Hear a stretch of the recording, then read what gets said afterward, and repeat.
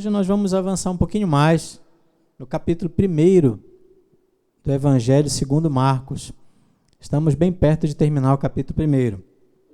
Hoje nós vamos ler, depois farei a exposição e algumas aplicações para nossas vidas, da parte que está do versículos 35 até o versículo 39. Marcos, capítulo 1, dos versos 35 até o 39. Esse é o texto bíblico da nossa meditação desta noite.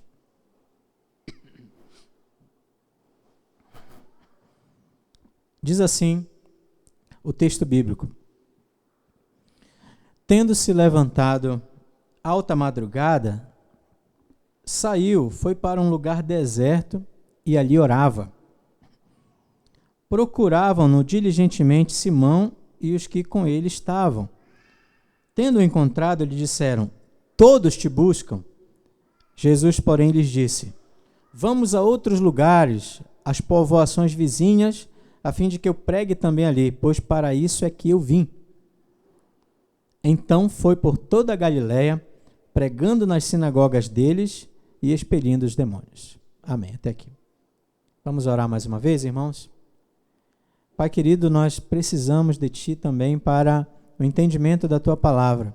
Que Teu Espírito Santo nos ilumine, nos ensine, nos esclareça e que Ele também nos santifique por Tua palavra, aplicando essas verdades em nossos corações e também possamos obedecer, guardar e também compartilhar a Tua palavra onde quer que estejamos, para os amigos, familiares, semeando a Tua palavra como embaixadores de Deus neste mundo. Nós oramos assim em nome de Jesus, nosso Salvador. Amém.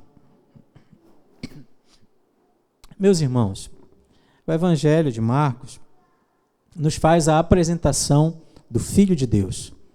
Então, Jesus Cristo, aquele homem que andou entre nós ali 2000 anos mais ou menos, que arrastou multidões, que formou discípulos, ele não estava ali apenas como um homem sábio, um grande líder, criando uma nova religião, como alguns pensam, costumam dizer, mas na verdade ele era o próprio Filho de Deus, que veio a este mundo para salvar, para resgatar pecadores, para derramar o sangue da nova aliança, para resgatar a muitos. E esse evangelho tem esse propósito de falar que aquele homem humilde, simples, que padeceu, que foi sofredor, né?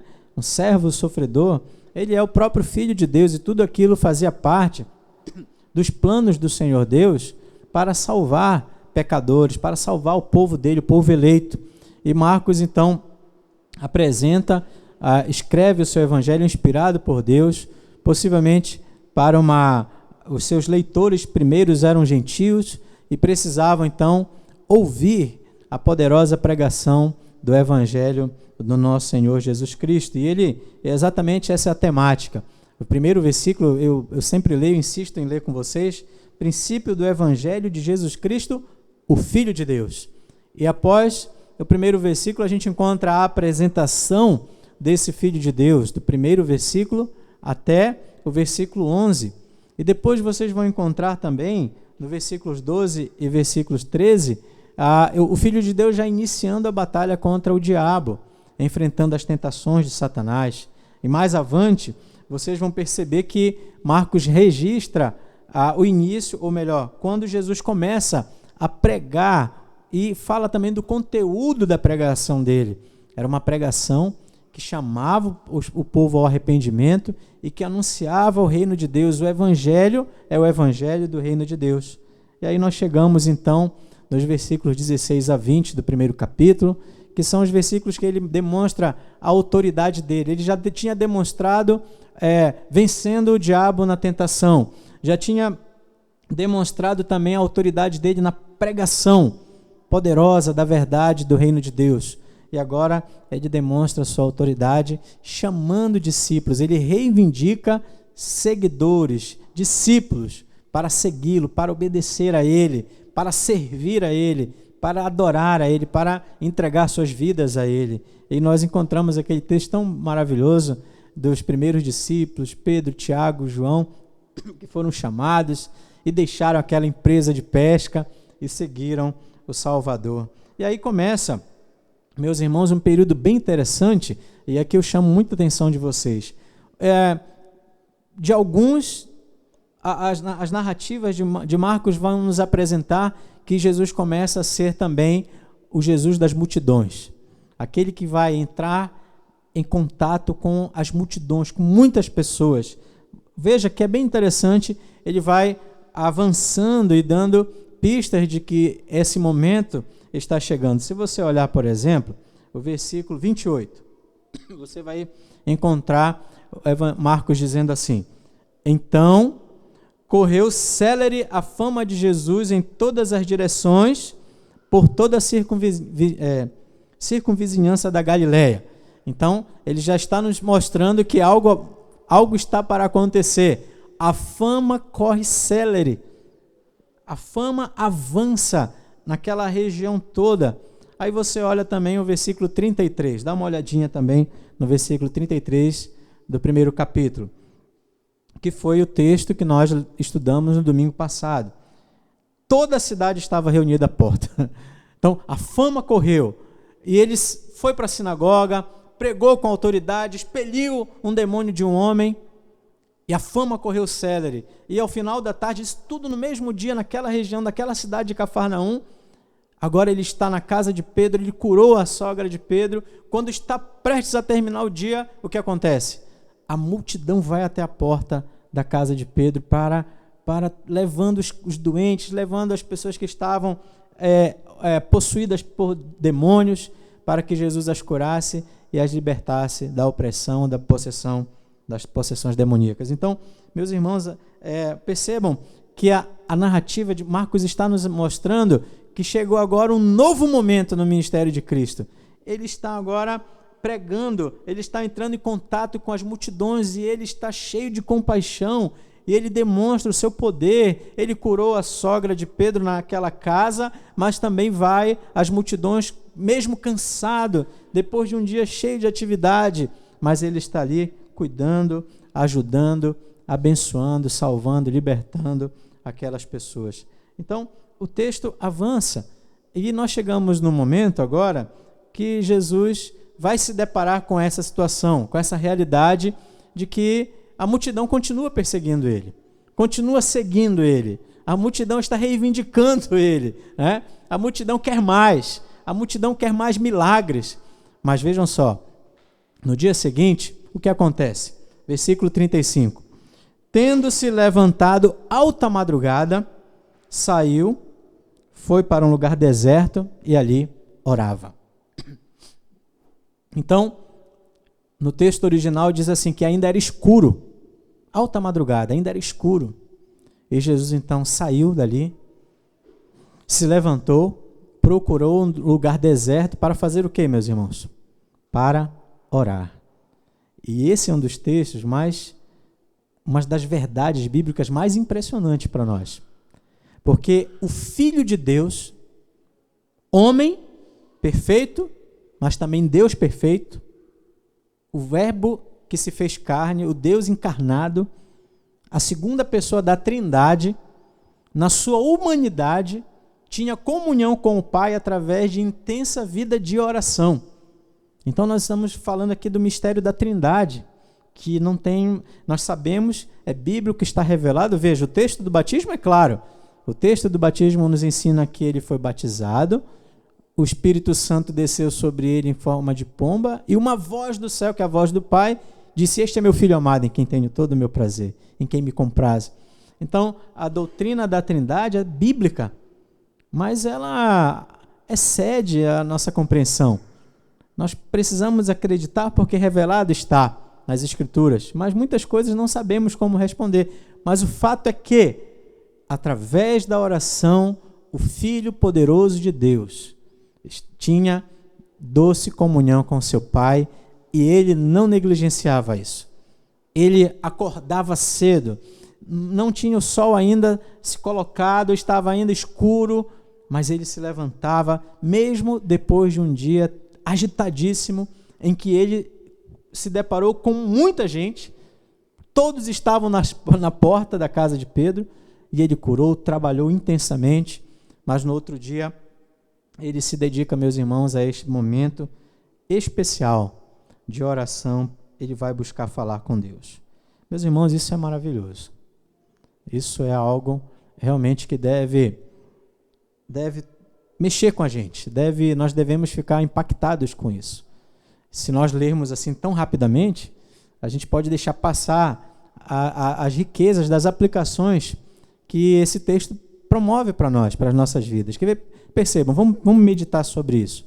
Meus irmãos, Jesus estava ali fazendo o quê? Qual o conteúdo da oração? O texto não diz, mas muito provavelmente a gente encontra ali o Filho de Deus agradecendo a Deus por tudo que havia acontecido, agradecendo a Deus pela vitória contra o diabo, agradecendo a Deus pelo impacto da pregação poderosa, tocando já nas pessoas, pelos discípulos que o seguiram, talvez, e talvez até suplicando ao Pai, que o reino avance, que milhares sejam transformados, talvez até orando por nós. Então, que coisa fantástica pensar que ele, que não tinha pecado, apesar de ser homem, era um homem sem pecado, não padecia das nossas dificuldades por causa do pecado, mas ele buscava a Deus com oração incessante e constantemente. Marcos nos mostra aqui mais 2 momentos que Jesus se dedica à oração. Jesus se dedica à oração depois de ter multiplicado pães, e a multidão veio para tentar fazê-lo rei, e ele se retira para orar. Em outro momento, é o momento do Getsêmani. Marcos destaca isso mais lá na frente, em outro capítulo, em que Jesus está muito prestes a ser preso e ser crucificado, e é um momento difícil, agonizante, ele se retira também para orar. Mas quando vocês olham os outros evangelhos, vocês vão perceber que muito mais momentos de oração os evangelhos relatam. Por exemplo, quando ele foi escolher os apóstolos, aqueles 12, aqueles que lançariam os fundamentos, da igreja, ele passou a noite toda orando. Ele fez a oração sacerdotal famosa no capítulo 17 de João, que era aquele momento onde ele estava instituindo a ceia do Senhor. Antes de instituir a ceia, ele orou. Antes de escolher os apóstolos, ele orou. Ele tinha intensa oração e buscava sempre o Pai em oração. E, meus irmãos, pensem comigo. Se o Filho de Deus, perfeito, justo, santo, inculpável, todo-poderoso, buscava ao Pai, imagine então nós, que somos pecadores, fracos, limitados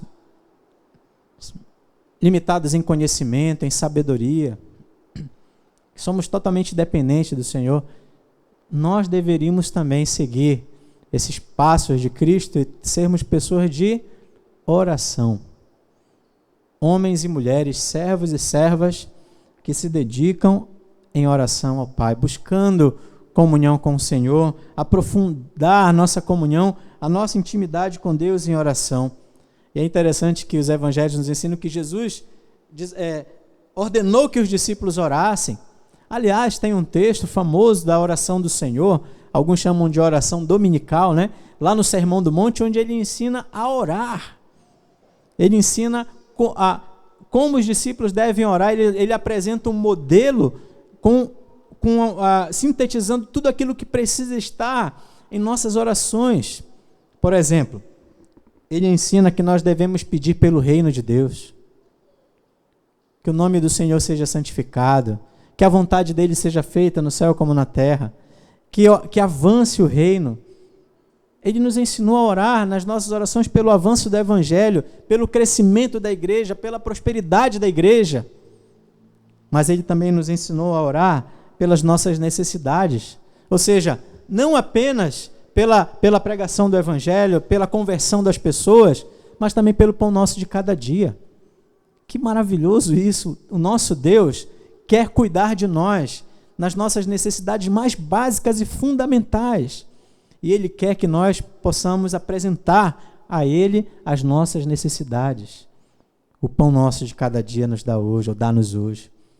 E no finalzinho da oração do Pai Nosso, né, como é chamada, nós encontramos o Senhor Jesus nos ensinando a orar por livramento, pedindo que Ele nos livre do mal, pedindo que Ele nos livre das tentações, pedindo que Ele nos livre do diabo. Então, meus irmãos, o Senhor Jesus orou e nos convocou à oração também e nos ensinou como orar. E nós não podemos negligenciar isso, precisamos entender a necessidade nossa de todos os dias buscarmos ao Senhor em oração. E nós precisamos buscar isso, precisamos botar isso em prática. A tarefa mais sublime de um cristão é o exercício da oração.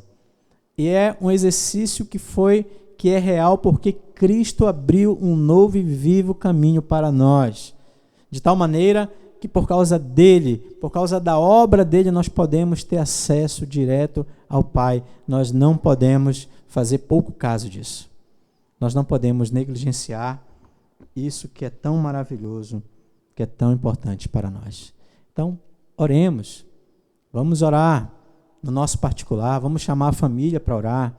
Vamos orar pela igreja, pela pregação, pelos discipulados, pelas visitas, pela evangelização que os departamentos, as pessoas realizam. Vamos orar pelos visitantes que vêm, ouvir a palavra do Senhor. Vamos orar por conversões, por transformações. Vamos orar pelo pão nosso de cada dia, pelos nossos familiares, pelos dos nossos irmãos da igreja, por aqueles que estão desempregados, por aqueles que estão enfermos.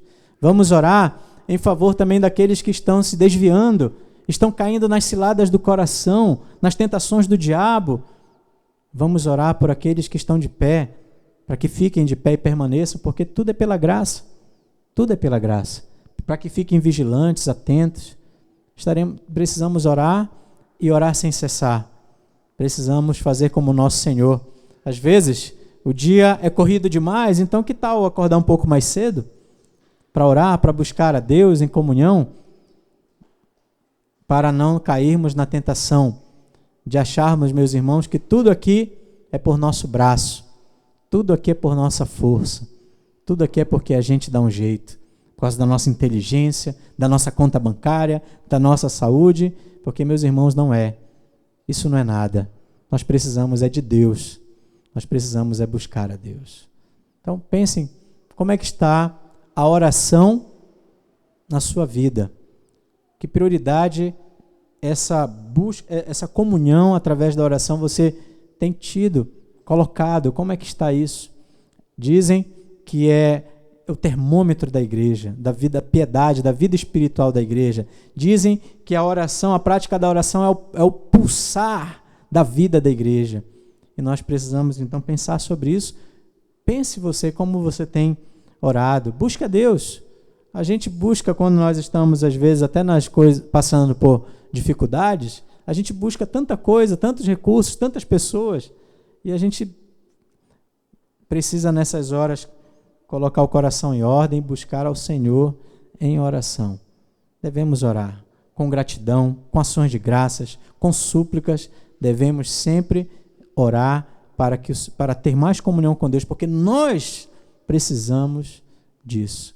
Nós precisamos desesperadamente de ter uma vida de oração. Ok, meus irmãos? Agora vejam, uma outra coisa interessante é que o texto nos mostra, e vocês vão perceber isso a partir do versículo 36, que a multidão estava procurando Jesus. Talvez tenha amanhecido, e onde está Jesus? E muita gente procurando ele. E o Senhor Jesus não negligenciou a oração, e não negligenciou também a missão que ele tinha, por causa da multidão. Possivelmente isso foi uma tentação para ele. Você já imagina se de repente ceder o fato de ser ovacionado pelas pessoas? E de repente achar aquilo melhor, as pessoas procurando a ele, querendo proclamá-lo rei, líder, e as pessoas estão ali dispostas a segui-lo pelo poder dele, e de repente desistir do caminho da cruz. Eu estou fazendo uma hipótese aqui absurda, né? Jamais. Então, a tentação poderia ser a multidão, né? A fama, o sucesso humano poderia ser uma tentação para Cristo. Mas ele não se desviou da oração. Isso é um outro ensinamento para nós. O sucesso segundo o mundo, o sucesso segundo os homens, não pode nos desviar da vida com Deus, da nossa comunhão com Deus. Não podemos cair nessa armadilha de abraçar a perspectiva de sucesso do mundo e com isso abandonar os caminhos do Senhor. E é interessante isso porque isso vira uma cilada para muitos também. A vida profissional, os estudos, o dinheiro que está ganhando. Aí de repente, aquele fervor já foi embora. Aquele fervor que tinha antes, agora não tem mais tempo. E todo mundo tem que entender. Estabelece-se outras prioridades. E o trabalho do Senhor, aquela dedicação de outrora, o amor pela adoração, pelo serviço, pela evangelização, pela oração, pela comunhão se vai.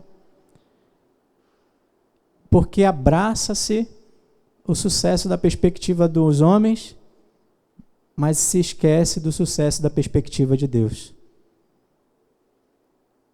E sucesso, na perspectiva de Deus, é comunhão com Ele. É priorizá-lo. Buscá-lo. Conhecê-lo. Provar da doçura do seu amor. E buscar as outras coisas, porque muitas dessas coisas não são ilícitas, tá, meus irmãos? Mas elas não podem ser para nós deuses, ídolos, que vão dirigir nossa vida, nos escravizar, nos tirar dos caminhos do Senhor. Se nós priorizarmos ao Senhor, nós nos relacionaremos bem com as outras coisas, com o trabalho, com o lazer, com os estudos, com o dinheiro, e essas coisas todas servirão ao Senhor também. Então nós temos que pensar muito nisso. Cuidado, fique atento. Cuidado, muito cuidado. Não negligencie a piedade. O que é piedade aqui? Piedade é obediência a Deus. Tenha o Senhor Deus como prioridade na sua vida. E deixe que essa prioridade dirija tudo mais. Dirija o todo da sua vida. E aí você será feliz. Porque a história da humanidade está nos ensinando isso aí. As pessoas correm atrás dessas coisas e esquecem de Deus. E mais lá na frente descobrem, sabe o quê? Que correram atrás do vento. Vaidade de vaidade. Nada disso alimenta a alma. Nada disso livra a pessoa do inferno.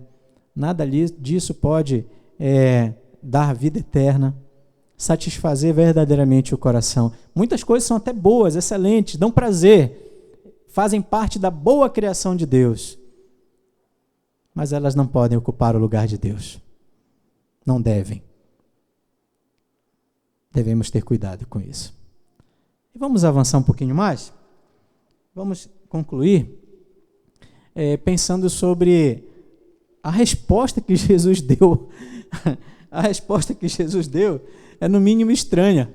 Vejam, preste atenção. Procuravam diligentemente Simão e os que com ele estavam. Certo? E versículo 37. Tendo-o encontrado, lhe disseram, todos te buscam. Né? Talvez, eu não sei como foi isso, né? Mestre, todos te buscam, mestre. Estás aqui, todos te buscam ali, vamos. Ou talvez até mestre, o que está fazendo aqui? Todos te buscam. Né? Então não dá para saber, eu não sei. Inclusive eu vi alguns estudiosos, pregadores, abraçando as duas perspectivas, da empolgação ou até mesmo da possibilidade de uma reprovação de Pedro. Ué, o que o senhor está fazendo aqui? Né? Está lá, a multidão está lá, Senhor, né? Vamos para lá. Esse é o momento da colheita, né? De ser mais famoso, né? Aí Jesus, veja, o versículo 38, Marcos é interessante, né? Ele é rápido. Marcos faz assim, né?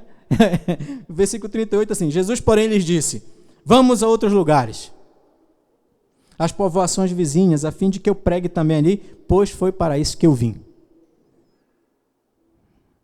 A resposta de Cristo foi muito estranha. Eu imagino Pedro ficando desconcertado, os outros desconcertados. O quê? Como é que é? Vamos abandonar essa multidão porque... Exatamente isso. O Senhor Jesus sabia o propósito da sua vinda.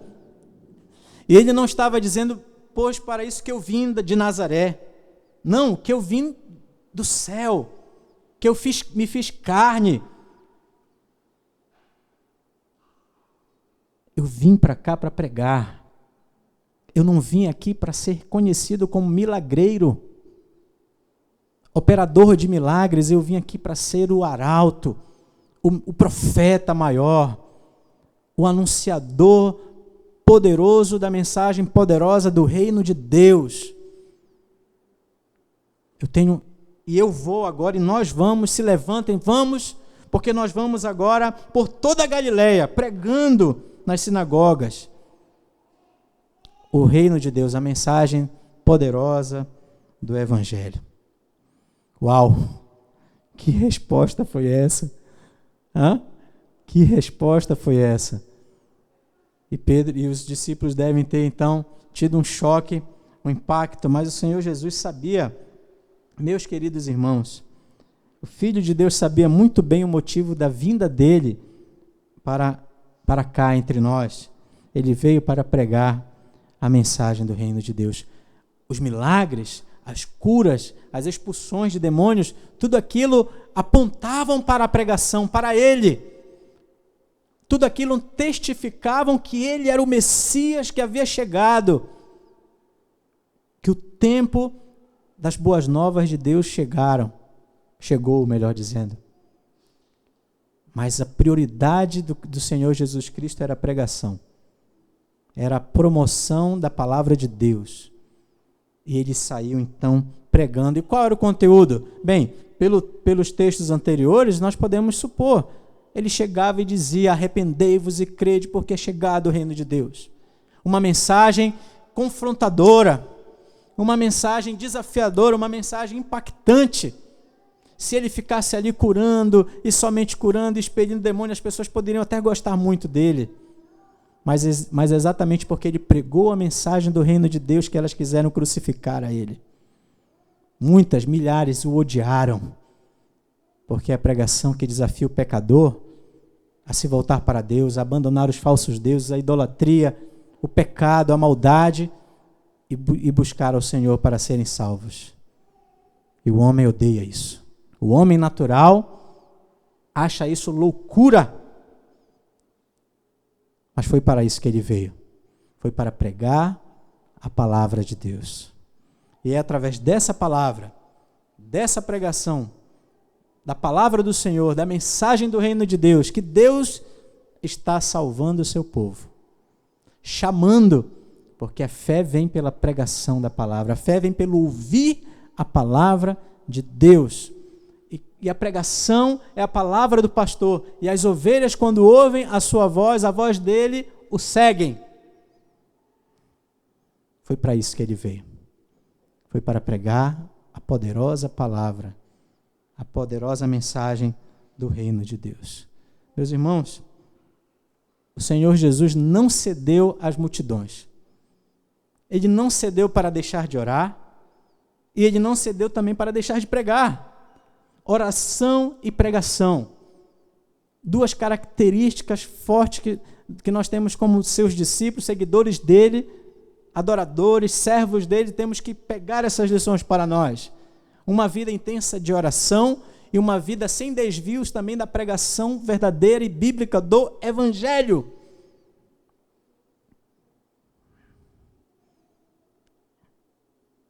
E nós estamos num tempo em que muitas igrejas ou pregadores estão abrindo mão destas coisas para ter multidões. Não querem multidões a partir destas coisas, ou seja, pela oração e pela poderosa pregação, e se Deus quiser, uma igreja grande, cheia. Estão aplicando métodos pragmáticos, estratégias humanas para encher a igreja, psicologias, sociologias, filosofias,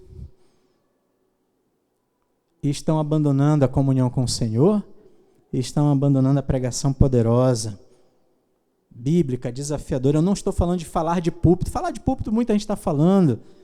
Eu estou falando de pregar a Bíblia com fidelidade no púlpito, na célula, na casa, na vizinhança. E o Senhor Jesus sabia muito bem que esse era o papel dele. E ele saiu por toda aquela região. A região da Galileia é bem interessante, porque eram muitos vilarejos. Cada vilarejo ali tinha em torno de 500 pessoas, 1.000 pessoas, 2.000 pessoas. Cafarnaum, dizem alguns estudiosos, que tinham 3, 4.000 pessoas. Então eram muitos vilarejos, centenas, espalhados.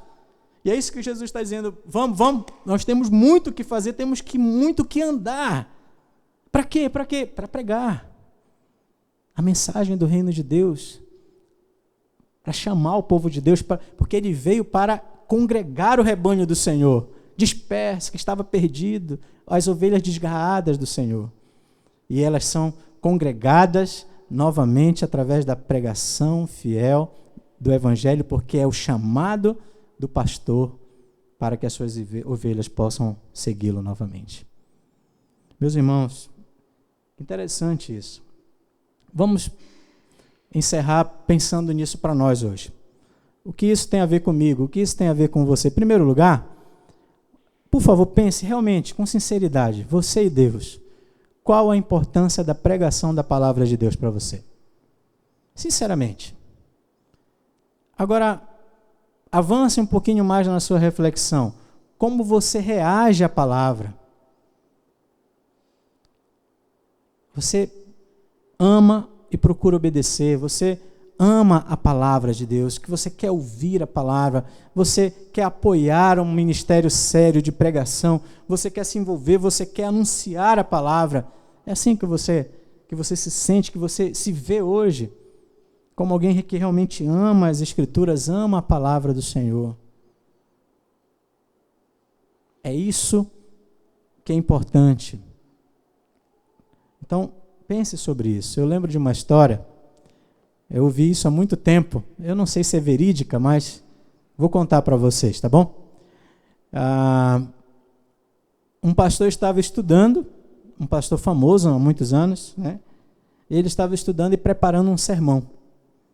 E ele recebeu a visita de um irmão da igreja. Pastor, boa tarde, bom dia, sei lá. O que o senhor está fazendo aí, pastor? Eu disse, olha, irmão, eu estou preparando aqui o sermão, estou preparando o estudo. Aí o irmão disse assim, já que o senhor não está fazendo nada, vamos ali comigo. Já que o senhor não está fazendo nada, vamos ali comigo. Então, é uma história, está até engraçada, né? Mas se você parar para pensar, relata, de fato, a verdade do coração de muitas pessoas. A pregação não é nada, é fazer nada. Não há realmente um valor. Não levam realmente a sério. Não amam a palavra, não compartilham, não têm sede de distribuir essa palavra a outras pessoas. E tem tantos vilarejos para a gente visitar, tantas casas, tantas pessoas, que nós podemos compartilhar, anunciar, distribuir como embaixadores de Deus. Não há privilégio maior do que ser um embaixador de Deus.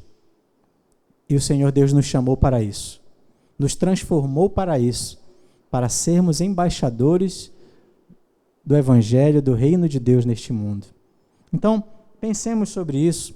E eu estava aqui pensando, lembrando hoje à tarde, e lembrando que as origens da Igreja Presbiteriana do Brasil, por exemplo, ela é uma origem de oração e pregação.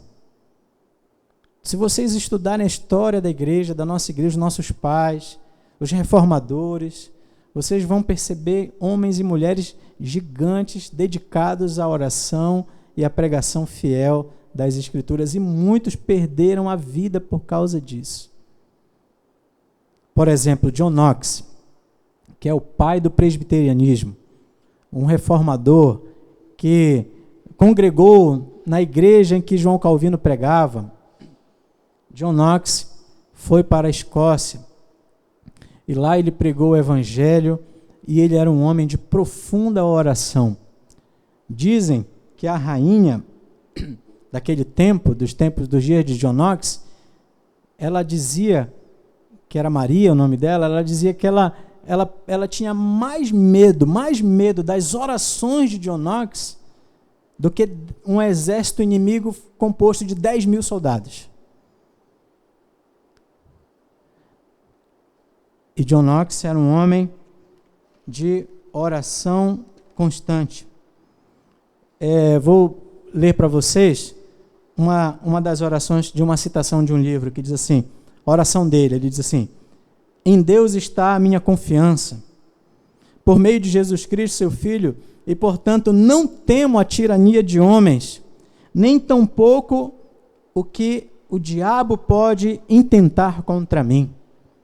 Então, um homem que acreditava na palavra e que buscava o Senhor em oração, e esse exercício, esse meio de graça, esses meios de graças o fortaleceram, de maneira que ele, apesar das suas fragilidades, das suas dificuldades, foi um homem corajoso no seu tempo, e não tinha medo dos exércitos, não tinha medo do diabo, e foi o homem que sacudiu o país dele, o seu país.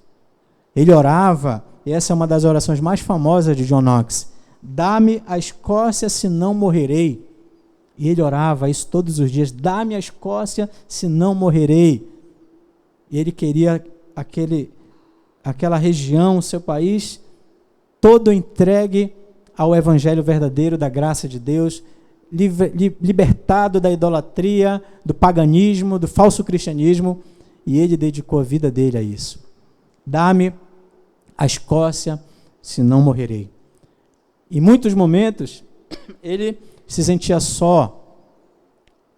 Na verdade, nós nunca estamos sós. Mas ele se sentia só. E ele chegava à conclusão, e ele ensinava muito isso na igreja, que um homem só com Deus é maioria. Um homem só com Deus é maioria. Quando nós nos buscamos ao Senhor em oração, nos medos e desafios da nossa vida, nós precisamos lembrar disso. Que ainda que o mundo todo esteja contra nós, ainda que o diabo, os poderes dos homens, ainda que possamos enfrentar os ataques mais cruéis, e ainda que estivéssemos sozinhos, mas sozinhos com Deus, já seríamos maioria absoluta. Então, vamos, meus irmãos, aprender com o nosso Senhor Jesus Cristo, que mesmo sendo Deus, não abriu mão da oração para ter comunhão com o Pai. Não cedeu às tentações, como, por exemplo, do sucesso humano, e continuou orando, continuou buscando a Deus, buscando intimidade, e continuou na missão dele, pregando o Evangelho. E nós também. Agora nós, pecadores, limitados, fracos, aí muito mais ainda precisamos de oração, muito mais ainda precisamos também não nos desviar da nossa missão. E nós temos uma missão aqui. Nós fomos chamados para adorar e para pregar o Evangelho neste mundo, fazer discípulos, batizando-os em nome do Pai, do Filho e do Espírito Santo. Nós não podemos nos desviar disso. E nós não podemos, meus irmãos, permitir que o sucesso na perspectiva humana nos desvie da vida de oração e da vida de pregação da palavra de Deus. Alguns, como os ministros, os oficiais, se dedicam exaustivamente ao estudo, à pregação, ao aconselhamento, ao discipulado. É verdade. Mas, de maneira geral, todos nós precisamos entender que todos nós fazemos parte do desafio de orar e de pregar a palavra com poder, com graça, neste mundo falido, neste mundo que precisa ouvir a verdade do Senhor. Que Deus nos ajude, que a nossa igreja, nós todos aqui, sejamos homens e mulheres de oração. E amantes e praticantes da palavra. Possamos ter a palavra sempre pregada com fidelidade, com amor, com ousadia, seja quem for, que assumir este púlpito, a classe de escola dominical, os trabalhos, a reunião dos jovens, das mulheres, dos homens, das crianças, enfim, onde estiver uma reunião de adoração, de trabalho, de evangelização, de discipulado, ali precisa ter a palavra com seriedade, com fidelidade, com amor, e pessoas que queiram também buscar intimidade com o Senhor através da oração e de todos os meios de graça que Ele tem nos dado. Porque se for assim, nós vamos, com a graça de Deus, ser instrumentos poderosos aqui nesta cidade e onde quer que o Senhor Deus nos colocar. Que Deus nos ajude, que Deus nos abençoe.